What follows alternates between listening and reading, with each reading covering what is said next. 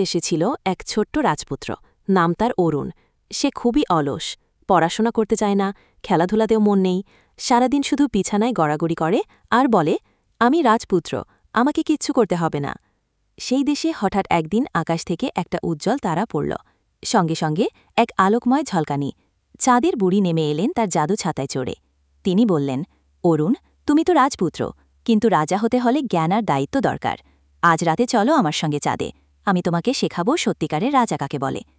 অরুণ কিছুটা ভয় পেলেও রাজি হল। চাঁদের বুড়ির জাদু ছাতায় চড়ে সে চাঁদে পৌঁছাল। চাঁদে গিয়ে দেখে সেখানে ছোট ছোট গ্রাম, যেখানে সবাই ব্যস্ত। কেউ জল আনছে, কেউ গাছ লাগাচ্ছে, কেউ অসুস্থকে সেবা করছে। চাঁদের বুড়ি বললেন, দেখো, এখানে সবাই নিজের কাজ করে, অলস কেউ নেই, কারণ কাজ না করলে চাঁদ অন্ধকারে ঢেকে যায়। অরুণ বিস্মিত হয়ে দেখল তার অলসতা যে শুধু নিজের ক্ষতি নয়, দেশেরও ক্ষতি করতে পারে। পরদিন সকালে সে ঘুম থেকে উঠে বলল,